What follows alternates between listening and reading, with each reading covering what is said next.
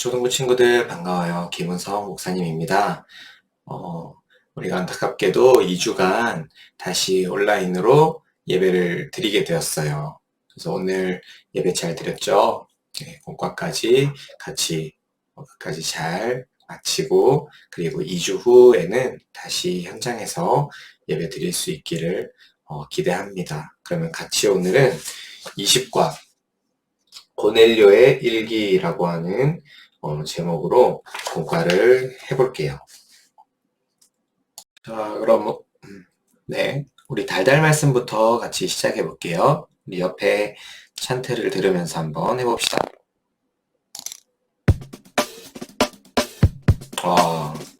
비트가 아주 베드로가 그 환상에 대하여 생각할 때에 성령께서 그에게 말씀하시되 두 사람이 너를 찾으니 일어나 내려가 의심하지 말고 함께 가라. 베드로가 그 환상에 대하여 생각할 때에 성령께서 그에게 말씀하시되 두 사람이 너를 찾으니 일어나 내려가 의심하지 말고 함께 가라. 사도행전 10장 19절에서 20절 말씀. 아멘.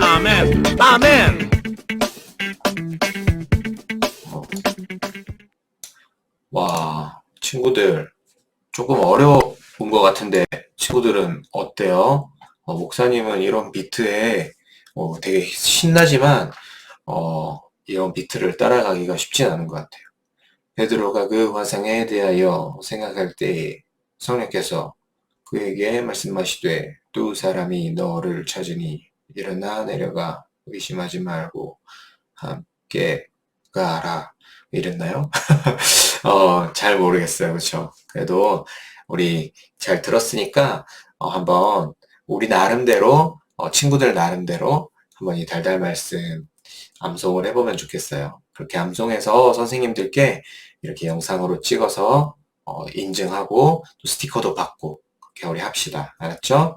다시 한 번만 우리 같이 해볼게요. 베드로가 그 환상에 대하여 생각할 때에 성령께서 그에게 말씀하시되 두 사람이 너를 찾으니 일어나 내려가 의심하지 말고 함께 가라. 사도행전 10장 19절에서 20절 말씀. 아멘. 자, 친구들, 여기 말씀해 보면 베드로가 그 환상에 대하여 생각했대요. 베드로가 본 환상은 뭐였어요? 네. 베드로가 그 요빠라고 하는 도시에 있었죠. 근데 그곳에서 무두장이 시몬의 집에 머무르고 있었는데 그때 그 시몬의 집 옥상에서 베드로가 하루에 3번씩 기도를 했어요. 근데 그 기도할 때 환상을 봤는데 그 환상은 큰 어떤 보자기 같은 그릇이 하늘로부터 이렇게 내려오는데 그곳에는 각종 네 발 달린 짐승들 이렇게 그릇에 그런 짐승들이 잔뜩 들어있었대요. 대표적으로 유대인들이 먹지 못하는 짐승들이 들어있었던 것 같아요. 예를 들자면 돼지가 있겠죠. 그리고 낙타라든지 그리고 새들 중에서는 올빼미, 독수리, 부엉이 이런 것들 여러 가지 것들이 있어요. 그리고 기어다니는 도마뱀이라든지 그 비늘이 있는 것들 이런 거는 그런 기어다니는 것들은 다 못 먹는 것으로 분류가 되었는데 이거는 그렇게 정해진 거였어요. 구약시대 율법으로 인해서요. 그래서 유대인들은 그렇게 더럽다라고 정해져 있는 음식들은 동물들은 잡아서 먹지 않았어요. 그런데 그런 유대인들이 평소에 저거는 먹지 못할 부정한 거야, 더러운 거야 라고 했던 것들이 그릇에 잔뜩 담겨서 이렇게 베드로 앞에 내려온 거예요. 그러면서 하늘로부터 이런 음성이 들렸어요. 베드로야, 일어나서 잡아먹으라. 이렇게 음성이 들렸어요. 그러자 베드로가 이렇게 대답했죠. 주님, 그럴 수 없습니다. 속되거나 깨끗하지 아니한 것은 결코 내 입에 들어간 일이 없습니다. 그러니까 제가 지금까지 이런 율법으로 부정하다고 정해져 있는 건 먹은 적이 없고 앞으로도 먹을 생각 없어요. 이렇게 대답한 거예요. 그러자 하늘로부터 또 두 번째 소리가 베드로에게 들려졌는데 뭐라고 했냐면 하나님이 깨끗하게 하신 것을 네가 속되다고 하지 말라 이렇게 말씀하신 거예요. 그러니까 하나님이 깨끗하다라고 선포하시면 아무리 우리가 평소에 더럽다라고 생각한 것도 이제는 깨끗한 것이 된다라는 거죠. 자, 다시 얘기해 볼게요. 유대인들이 평소에 생각하던 뭐 돼지 같은 그런 동물들 또는 절대 먹지 못할 거였어요. 율법으로 정해져 있는 거였어요. 그런데 그 율법도 사실 하나님이 정해주신 거죠. 그런 거는 먹으면 안 된다라고 하나님이 정해주셨던 거예요. 그런데 이제는 하나님께서 다시 말씀하시는 거예요. 그것은 다시 깨끗하다. 그러니까 이제는 먹어도 되는 거야. 하나님이 말씀으로 이전에는 그건 더러운 거다라고 하셨다면 이제 하나님께서 다시 선포하시기를, 다시 말씀하시기를 이제 그것이 깨끗하다라고 말씀하셨다라는 거예요. 그렇다면 이제 이전의 생각에서 새로운 생각으로 바뀌어야 되는 거죠. 이전에는 그건 하나님 말씀 따르면 부정한 거야, 더러운 거야, 그러니까 먹으면 안 돼 라고 했다면 이제 하나님께서 다시 이건 괜찮은 거야, 깨끗한 거야 라고 하셨기 때문에 더 이상 이전처럼 이거를 나쁜 걸로, 안 좋은 걸로, 더러운 걸로 생각하면 안 된다라는 거예요. 그래서 하나님께서 깨끗하게 하신 것을 너가 더럽다고 하지 마 라는 그 말씀을 이렇게 3번 이런 환상을 반복하고 나서 베드로가 정신을 다시금 차렸다라고 해요. 그런데 이런 환상을 보고 나서 그 환상에 대해서 베드로가 생각했겠죠. 이게 대체 무슨 뜻이지? 무슨 뜻이지? 이렇게 생각하고 있는데 성령께서 베드로에게 말씀하신 거예요. 두 사람이 너를 찾으니 일어나 내려가 의심하지 말고 함께 가라. 여기서 두 사람은 누구예요? 이방인이었던 그 고넬료가 베드로를 데려오라고 베드로에게 보낸 고넬료의 시종들 그리고 부하 그 사람들이죠. 그 사람들이 베드로를 찾아왔다는 거예요. 그래서 원래대로라고 하면 베드로는 그 이방인들을 따라서 고넬료의 집에 가면은 안 되는 거예요. 뭐 이방인과 만나서 대화하고 이런 거는 괜찮겠지만 유대인들은 이방인의 집에 가는 것 자체를 금기시했어요. 왜냐면 이방인은 더럽다라고 생각했거든요. 그런데 이 환상에서도 뭐예요? 환상에서도 하나님 말씀하신 건 하나님이 깨끗하다라고 하신 것을 네가 더럽다고 하지 말라는 말씀이죠. 하나님은 고넬료와 그 고넬료의 가족들을 깨끗하다라고 지금 말씀해 주시는 거예요. 괜찮으니까 그 사람들의 집에 가라고 말씀하고 계신 거죠. 그래서 베드로가 이 말씀을 들은 다음에 네, 알겠습니다 라고 하고 이 사람들, 두 사람을 따라서 이제 고넬료의 집으로 함께 가게 되는 거예요. 자, 친구들, 우리 이제 두 번째 페이지로 넘어가 볼게요. 두 번째 페이지 넘어와서 우리 십자말 풀이를 한번 해보겠습니다. 자, 1번, 세로 열쇠. 여기 화면 잘 보일지 모르겠네요. 눈을 크게 뜨고 같이 보면서 해봐요.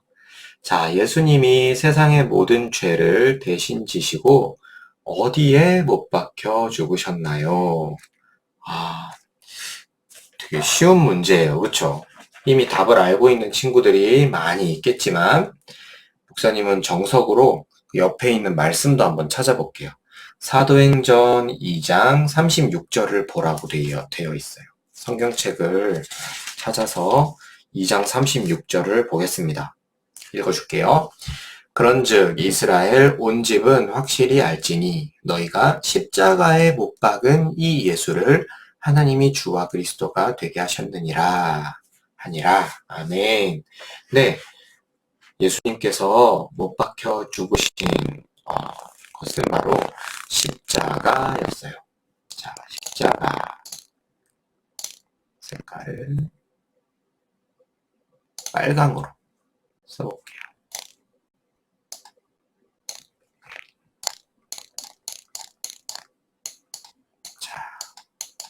세로 1번 문제의 답은 십자가였어요. 그쵸? 2번, 가로 2번이에요. 고넬료가 살고 있는 도시는 어디인가요? 오, 오늘 설교 말씀을 잘 들었던 친구들은 알 것 같은데, 어디죠? 네, 거기에요. 네, 자, 사도행전 10장 1절을 읽어줄게요. 가이사랴에 고넬료라 하는 사람이 있으니 이달리아 부대라 하는 군대의 백부장이라. 네, 고넬료가 살고 있는 도시의 이름은 바로 가이사랴였습니다. 자, 색깔을 한번 바꿔볼까요? 초록색으로 해봅시다. 가이사랴. 목사님이 요거보다는 글씨를 잘 쓸 수 있는데 지금 이렇게 마우스로 하다 보니까 글씨가 좀 불량하다는 점 양해해 주세요.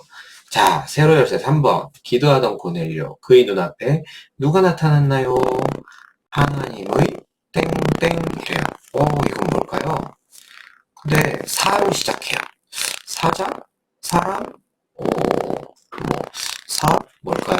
자, 10장 3절 한번 읽어보겠습니다. 하루는 제9시쯤 되어 환상 중에 밝히봄에 하나님의 사자가 들어와 이르되 고넬료야 하니 고넬료도 고넬료가 이렇게 있었는데 환상을 봤대요. 근데 그 환상 중에서 하나님의 사자가 고넬료의 집에 들어왔대요. 들어와서 고넬료야 이렇게 부르셨대요. 자, 그럼 여기에 답은 뭐예요? 사자. 자, 세로니까 빨간색으로 해봅시다. 자, 여기서 말하는 친구들, 사자는 그 라이언, 그 사자를 말하는 게 아니라 메신저인 사자를 말하는 거예요. 알아두면 도움이 될 것 같아요. 자, 가로 4번 여기 있네요. 베드로가 가이사랴에 와서 고넬료의 가정에 무엇을 전했나요? 무엇을 전했나요? 하고 여기 보니까 여기에 이렇게 비읍, 이응 이렇게 힌트가 있네요. 뭘까요? 복음이겠죠. 복음을 전했어요. 복음이란 건 예수 그리스도께서 우리의 죄를 대신하여 십자가에 못 박혀 죽으셨고 예수님을 믿으면 바로 그 하나님의 아들이신 예수를 누구든지 마음속으로 영접하고 믿으면 그 죄를 용서받고 하나님의 자녀가 되고 구원을 받습니다. 라고 하는 소식이에요.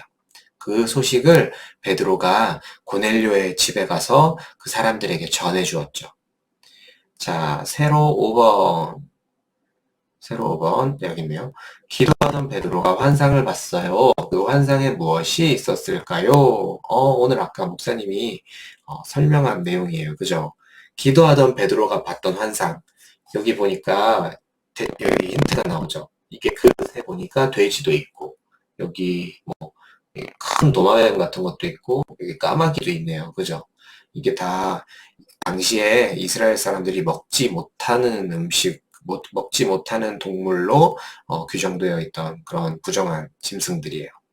그런데 이것을 하나님께서 깨끗게 한 것을 속되다 하지 말라 이렇게 이제 말씀하셨죠.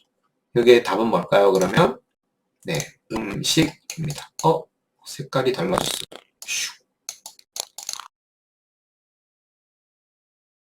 음식입니다.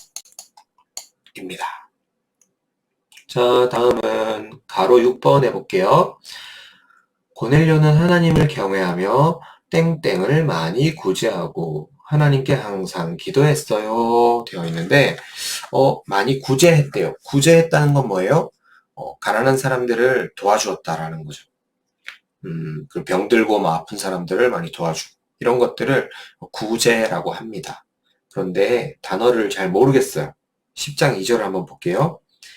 그가 경건하여 온 집안과 더불어 하나님을 경외하며 백성을 많이 구제하고 하나님께 항상 기도하더니 네, 고넬료는 참 훌륭한 사람이었던 것 같아요. 그죠? 경건해서 온 집안과 더불어서 하나님을 경외했대요. 하나님 경외했다는 건 하나님의 말씀을 아주 무겁게 여기고 그 말씀대로 살고자 노력했다라는 뜻이에요. 그리고 백성을 많이 구제했대요. 그럼 정답은 뭐예요? 백성입니다. 그쵸? 글자가 쓰기가 어렵네요. 백성. 네. 그 가이사랴라는 도시에 살았다고 했잖아요. 그 가이사랴에 살고 있는 사람들을 많이 도와주었다. 이런 내용이에요. 자, 7번, 세로 7번. 하나님께서는 땡땡님과 함께하는 우리 가정을 통해 하나님 나라의 멋진 일을 행하세요. 라고 했는데, 너무 쉬운 거예요. 그죠? 여기 오늘 말씀에 보면 성령님께서 모든 일을 이렇게 주도하셨죠. 성령님께서 고넬료에게 나타나서 말씀하시기도 하고, 그리고 베드로에게도 환상 가운데 말씀해 주시고, 또 이 사람들을 따라서 함께 가라 말씀도 해주시고, 그리고 마지막으로 결정적으로 이렇게 복음을 베드로가 고넬료 가정에 전했을 때 고넬료와 고넬료 식구들이 그 말씀을 듣고 마음속에 믿음을 갖고 받아들였어요. 그렇게 하자 성령님께서 고넬료의 그 집에 있던 모든 사람들에게 다 임하셨다. 이렇게 말씀에 나오거든요. 그래서 그 뒤부터는 그럼 고넬료의 가정은 성령님과 함께하는 그런 가정이 되었겠죠. 아주 좋았겠어. 그쵸? 여기에 정답은 성령님입니다. 성령. 자, 가로 8번부터 해볼게요. 고넬료는 항상 땡땡땡들이 하나님께 기도하는 시간에 기도했어요. 네. 이거는 뭐 힌트가 따로 없군요. 여기 보면 고넬료가 기도하던 시간은 제9시 그리고 또 네, 제9시 제9시에 고넬료가 기도를 했다라고 하는 말씀이 성경에 많이 나와요. 그리고 유대인들은 제6시, 9시, 제3시 이렇게 하루에 3번씩 기도를 했어요. 아침 9시, 그리고 12시, 오후 3시 이렇게 3번입니다. 근데 고넬료는 자기가 유대인은 아니었지만 유대인들이 하나님께 기도하는 그 시간에 기도했던 거예요. 자, 그럼 정답은 유대인이겠죠.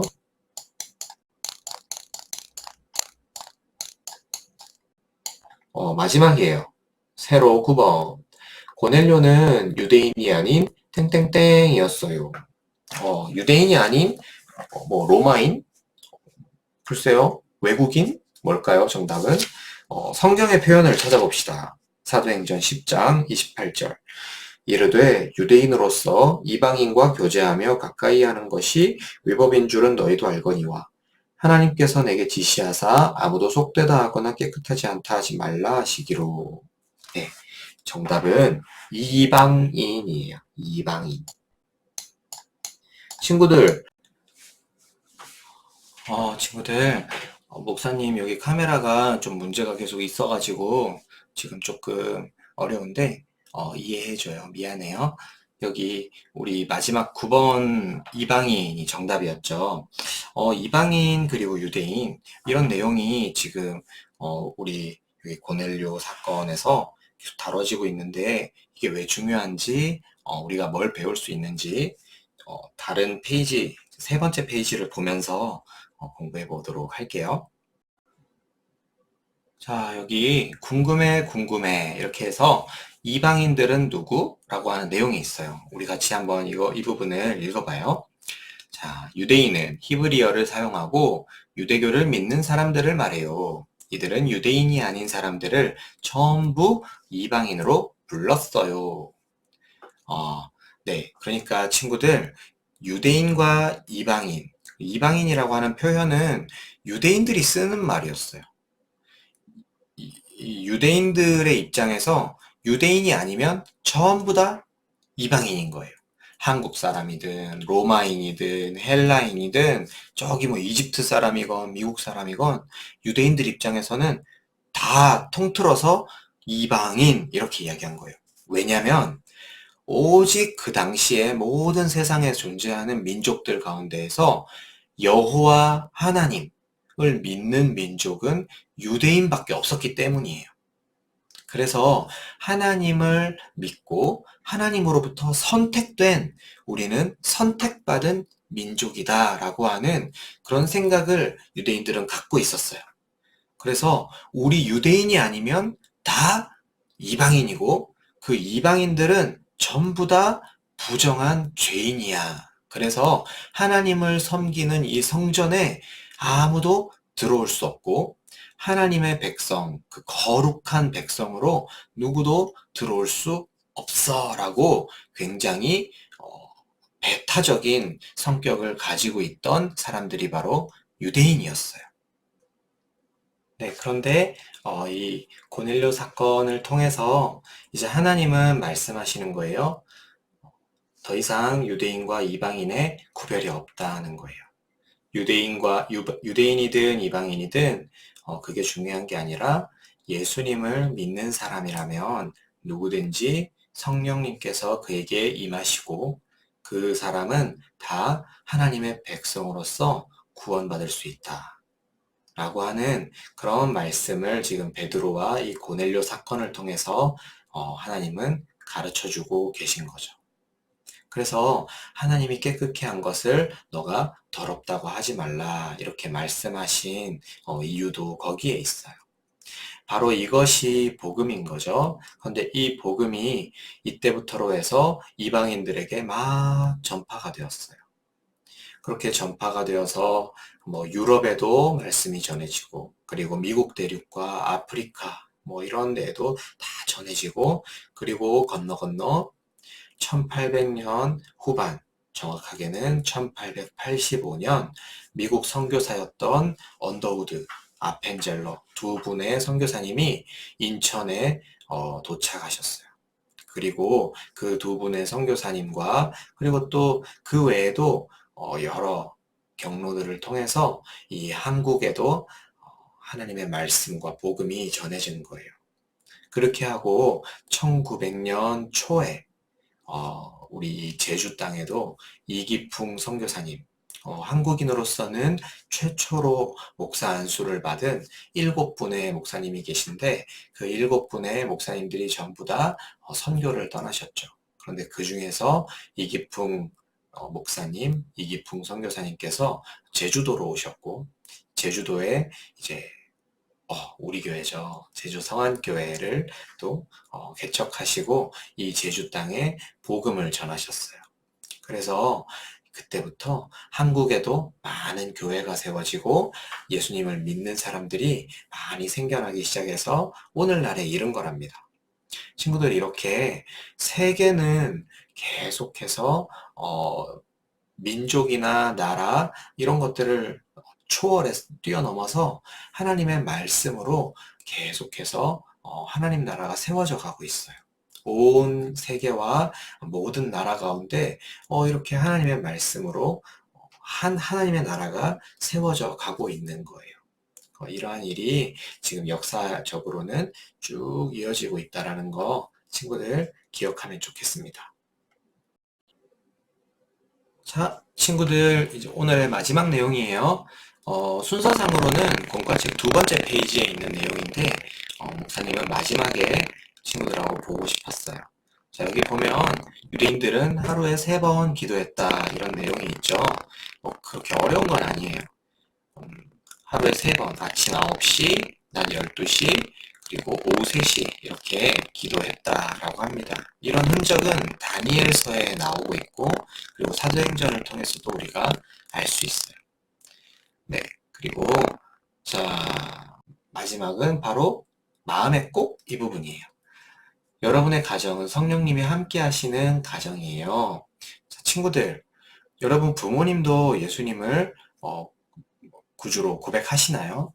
그리고 여러분 자신도 예수님을 믿고 있나요? 네, 그렇다라고 한다면 친구들의 가정은 성령님이 함께 하시는 가정이에요. 그래서 우리 성령님이 함께 하시는 우리 가정 안에서 우리가 어떤 일을 실천하면서 한 주를 보내면 좋을까 이런 거를 생각해보고 한 주를 보내면 좋겠어요. 우리 가정은 여기에 보면 5가지 내용이 있는데 이 중에서 친구들이 3가지를 선택하고 그리고 각자 한 주 동안 열심히 꼭 지켜서 실천해 보면 좋겠어요.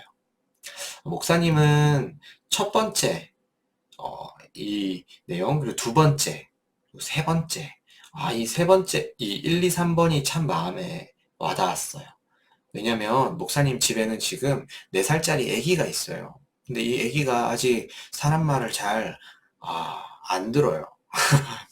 아빠가 뭐라고 이야기해도, 목사님이 이야기해도, 잘 안 듣고, 자기 마음대로 하고 이러는데, 아직 왜냐면 어리고 아기이기 때문에 친구들보다 훨씬 어리잖아요. 그래서 뭐가 뭔지 잘 몰라요. 그래서 자기가 하고 싶은 대로 막 행동을 하는데, 같이 이렇게 밥 먹을 때 하나님께 감사 기도하고 먹는 거. 이거를 잘 하고 싶어요. 그래서 우리 목사님도 우리 애기하고 밥 먹을 때 식사 기도를 늘 시도를 하고 이렇게 가르쳐 줬어요. 하나님 감사합니다. 이 밥 먹고 건강하게 해주세요. 예수님 이름으로 기도합니다. 아멘. 이렇게 이 기도문을 아기에게 가르쳐 주고 자, 네가 해봐라 이거를 늘 시도하거든요.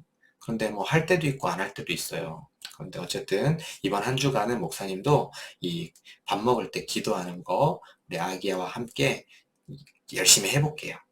자, 2번째. 목사님은 요거 2번째 거 꼭 또 해보고 싶어요. 우리 가정은 잠자기 전 하나님께 기도해요. 네. 목사님 집에 아기가 있다고 했죠. 그 아기에게 그리고 목사님도 아내가 있고 이렇게 저희는 3식구예요. 3식구가 있는데 자기 전에 우리 같이 기도하고 자는 그런 일을 목사님 꼭 해보고 싶습니다. 네, 그리고 3번째, 우리 가정은 매일 서로 사랑해 라고 말해주어요. 네, 참 아름다운 말이에요. 그쵸? 힘이 되고 따뜻한 말입니다. 사랑해 라고 말만 이렇게 사랑해 이렇게 하는 게 아니라 꼭 안아주고 이렇게 어깨도 톡톡 해주고 아니면 손도 잡아주고 이렇게 하면 좋겠어요. 목사님도 이렇게 3가지를 한번 해볼게요. 친구들도 이 가운데에서 3가지를 정해서 실천해보고 한 주간 열심히 지내면 좋겠습니다. 그러면 오늘 공과 고생 많았고 우리 다음 주에도 온라인 예배로 같이 만나도록 해요. 그럼 안녕.